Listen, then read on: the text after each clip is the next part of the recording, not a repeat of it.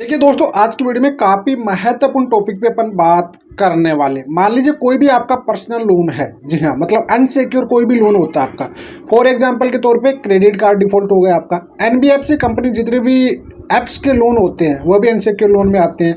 वो भी अगर आपका डिफॉल्ट हो जाता है तो डिफॉल्ट होने के बाद, मतलब डिफॉल्ट का मतलब आपने ईएमआई ड्यू कर पे दिया और आप डिफॉल्ट हो चुके हैं, आपका अकाउंट एनपी हो चुका है। जी हाँ, मतलब 3 डेट के बाद एनपी हो जाता है, 3 महीने के बाद आपका अकाउंट एनपी हो जाता है। तो उसके बाद में क्या क्या प्रोसेसिंग होती है, कब तक सेटलमेंट होता है, कब तक आपको बेवकूफ़ बनाते हैं, कब नहीं बनाते हैं, बीच में बोलते हैं आपको सेटलमेंट ऑफर देते हैं वगैरह वगैरह, एडिटिंग करके देते हैं, कैसे नहीं देते, वो सब कुछ आज की वीडियो में पूरी डिटेल में बात करने वाले हैं। इस वजह से वीडियो के अंदर जरूर देख लेना। तो चलिए दोस्तों, नो टाइम पास नो बकवास, सीधा करते हैं काम की बात। मैं हूं हंस। सेकंड बात दोस्तों, कमेंट में नंबर ना छोड़े, अगर आप मुझसे ही बात करना चाहते हो साइड में व्हाट्सएप नंबर लिखे रहते हैं, अपॉइंटमेंट बुक करके आप बात कर सकते हैं। देखिए दोस्तों, होता है क्या कि जब भी आज की डेट में सबसे ज़्यादा डिफॉल्ट जो होता है वह अनसिक्योर लोन होती है, जो कि क्रेडिट कार्ड की हो गई, एनबीएफसी कंपनी की होगी, क्योंकि इनका जो इंटरेस्ट होता है बहुत हाई लेवल का होता है, 35% 40% पर मंथ के हिसाब से। ईयरली नहीं होता, पर मंथ के हिसाब से होता है कई बार। तो जब आप इसे डिफॉल्ट कर देते हो तो ऐसी सिचुएशन मान लीजिए आपके, अरे डिफॉल्ट कब होता है, जब आपको इसकी पूरी नॉलेज होती नहीं है। जी हाँ, जब तक आप इतना पैसा भर चुके होते हो उसका डबल गुना, और उसके बाद में आप मल्टीप्लाई लोन ले लेते हो, एक ऐप से, फिर दूसरे ऐप से, फिर तीसरे ऐप से। और हैरानी की बात होती है, जब आप कंटिन्यू, जब आप एक लोन मिल गया तो उसके बाद आपको कंटिन्यू 2-4 लोन एक साथ मिल जाएंगे। फिर एक लालच बुरी बला होती है, आप सभी से ले लेते हो। ठीक है, अब ऐसे से चाहे वो 15,000 20,000 50,000 ऐसा छोटा छोटा लोन लेके आप उसको डिफॉल्ट कर देते हो, क्योंकि फिर मल्टीप्लाई आपके ईएमआई आ जाती है। तो उस सिचुएशन में आप उस चीज़ को भर नहीं पाते हो। तो देखिए, आपका जब भी अकाउंट में डिफॉल्ट होता है और आपको पता है कि एक अकाउंट को सुरक्षित रखने के चक्कर में 2 अकाउंट या 3 अकाउंट आपने लोन ले लिया, फिर जाके बैंक से पर्सनल लोन ले रहे हैं, आपकी सबसे बड़ी बेवकूफ़ी है। जी हाँ, देखिए, इस जंजाल से आपको निकलने का एक ही सॉर्ट आउट है कि भैया आपको यहाँ पे अपने आप को रोक लो, कंट्रोल कर लो, कोई लोन ऑन, कोई उधारी नहीं लेने का। जी हाँ, सबसे पहले तो आपको भैया सेटलमेंट का ऑफर पे जाना है। जी हाँ, मान ली देखिए आपके बीच में प्रोसेसिंग क्या क्या होगा, कब मेंटल हरासमेंट होगा, रिकवरी वाले क्या करेंगे, कौन सी लीगल कार्रवाई हो सकती है, क्या नहीं हो सकती, सब कुछ आज की वीडियो में बताने वाला हूँ मैं। जी हाँ, देखिए सिंपल सी बात है कि भाई पहले आपने ईएमआई नहीं दिया तो एक नॉर्मल कॉल आएगा, सर आपकी ईएमआई थी, ड्यू रह गई। फिर उसके बाद आप पीटीपी दे देते हो कि भाई अगले महीने की इस तारीख को हमने पे कर देंगे आपको। ठीक है, तो आपने प्रॉमिस दे दिया एक तरह से डेट को लेके कि भाई मैं इस डेट तक कर दूंगा, कोई दिक्कत नहीं। सेकंड ड्यू हो गई तो भी आपसे थोड़ा सा पोलाइटली बात करेंगे, देखिए सर दूसरी ईएमआई ड्यू होने वाली है, आप कर दीजिए। ये रिकवरी वालों के पास होती है, वो खुद भी नहीं चाहते कि आपका एनपीए हो जाए, लेकिन तीसरी आपके एनपीए होने से पहले आपको परेशान करने लग जाएगा, या होम विजिट थर्ड पे, सेकंड या थर्ड तक आपके होम विजिट करने लग जाएंगे। ऑनलाइन जो एप्स वाले होते हैं, मनी भी हो गया, ठीक है, डीएमआई वाले हो गए, नेवी वाले हो गए, क्रेडिट बी वाले हो गए, पेटीएम वाले हो गए, ठीक है, मूवी क्यूब वाले हो गए, कई सारे जितने भी ऑनलाइन जो आरबीआई से रजिस्टर्ड होते हैं, उनसे कहीं ना कहीं से आपको कोई भी लोन होता है तो वह 1 या 2 डेट के बाद आप पे विजिटिंग करने लग जाते हैं। जी हाँ, अब उसके बाद क्या है ना, बेकिट नंबर चलता है। एक ईएमआई के बाद एक बेकिट चलेगा, 2 ईएमआई पे 2 बेकिट, 3 बेकिट, ऐसे चलता रहता है इनका प्रोसेसिंग। ठीक है, बेकिट नंबर 8 7 8 तक जाता है ये प्रोग्राम। उसके बाद क्या होता है, देखिए दोस्तों, कि आपने 3 ईएमआई नहीं दी, फिर आपका एनपी अकाउंट हो गया। जी हाँ, नॉन परफॉर्मेंस एसिड हो गया। उसके बाद क्या करते हैं ये, उसके बाद में आपका डायरेक्टली वो एनपीएम चला जाता है खाता, वो 6 महीने के लिए एनपीएम रहता है। जी हाँ, मतलब आपको फिर third Beckett number 4, Beckett number 5, Beckett number 6, Beckett number 4 से आपको परेशान करना, रिकवरी के टट्टू आना, गाली गलौज करना, आपको परेशान करना स्टार्ट कर देंगे। जी हाँ, मतलब आपको एनपीए अकाउंट होने के बाद क्यों फिर रिकवरी के हाथ में आ जाता है केस, बैंक या एनबीएफसी कंपनी समझती कि भैया ये बंदा आप देने वाला नहीं है। जी हाँ, तो फिर वो रिकवरी वालों को परसेंटेज बेस पे दे देते हैं कि भैया ये काम करिए, आप इस केस को लीजिए और इसमें से आपको जितना हम निकालें उसका 20% 25% आपको देंगे और हमको ला के रिकवर कर दीजिए। अब वही एजेंट कमीशन बेस पे काम करते हैं। अब उसमें से वही जो कि डीआरए नहीं होता है इनके पास, इनके ऑथराइजेशन लेटर नहीं होते इनके पास, ये जो फर्जी लोग होते हैं, नाजायज औलाद बोलता हूँ इसको मैं हमेशा, बैंक वालों की नाजायज औलाद होती है रिकवरी वाले टट्टू। ठीक है, क्योंकि इनके पास कोई भी जो डेप्ट रिकवरी का होता है, डीआरए का सर्टिफिकेट होता है, वो इनके पास होता नहीं है। ये 8,000 10,000 की कमीशन पे नौकरी करते हैं, तो ये क्या करते हैं, भगदे दौड़ते रहते हैं, कुत्ते की तरह भौंकते रहते हैं। ठीक है, अब ये करेंगे जब आपका राइट ऑफ होगा तब तक ये कंटिन्यू चलता रहेगा इनका। ठीक है, अब राइट ऑफ के वो क्या होता है, 180 एनपीए होने के बाद 180 डे के बाद होता है। जी हाँ, मतलब 180 आप 6 महीने कंटिन्यू करके चलिए, उससे पहले आपको ये एडिटिंग करके सेटलमेंट लेटर भेजेंगे, सब कुछ भेजेंगे।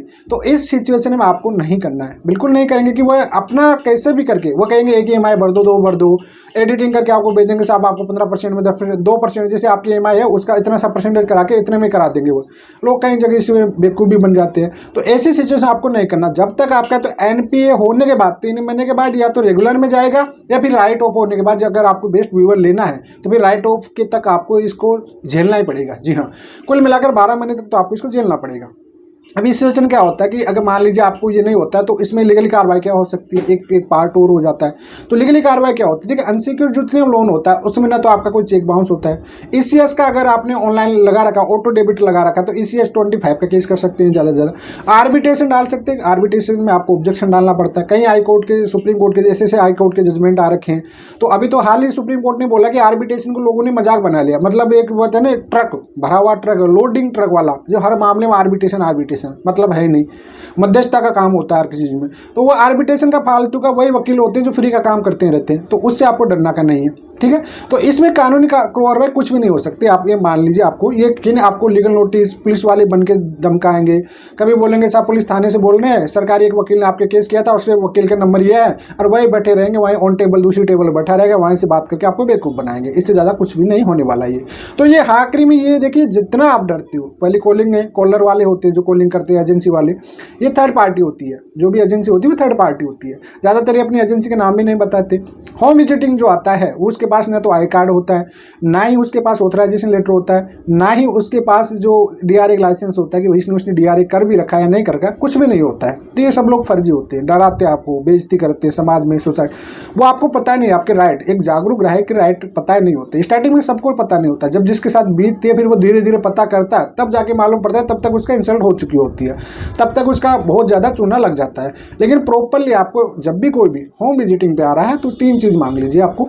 या तो भाई आपको ऑथराइजेशन लेटर दीजिए, आप कौन सी एजेंसी से है, क्या वाकई हायर किया आपकी बैंक वालों ने, ठीक है, कौन सी नहीं किया, या NBFC कंपनी वालों ने किया कि नहीं किया, आपको आई कार्ड दिखाई दीजिए, और अगर आपने DRA कर रखा है तो वो बताइए। बदतमीजी नहीं कर सकते आप लोग। अगर ज़्यादा बदतमीजी करिए, अपना कैमरा ऑन करिए मोबाइल की, बोलते जाइए, जो भी करना है वो बोलिए। सिंपल सी बात है, ये ऑटोमेटिक भग जाएंगे आपके पास से।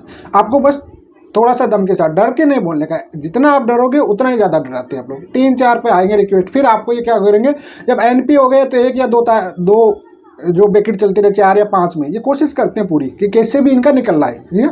फिर 50% का ऑफर देने लग जाएंगे, ठीक है। 50% वाला कस्टमर अगर जागरूक हो जाता है फिर धीरे धीरे जागरूक हो जाता है। जो नहीं होता वो तो इधर उधर से एक लीगल नोटिस या लीगल डिमांड नोटिस भेजेंगे आपको, लीगल एडवाइज वकील के थ्रू होगा, बैंक के थ्रू या होगा, किसी भी तरह से होंगे। उसके बाद ये आज के डेट में आर्बिट्रेशन का भी साथ का साथ भेजने लग गए। जी, आर्बिट्रेशन, ECS वाला, 25 वाला, सब कुछ एक में ठोक देते हैं लोग।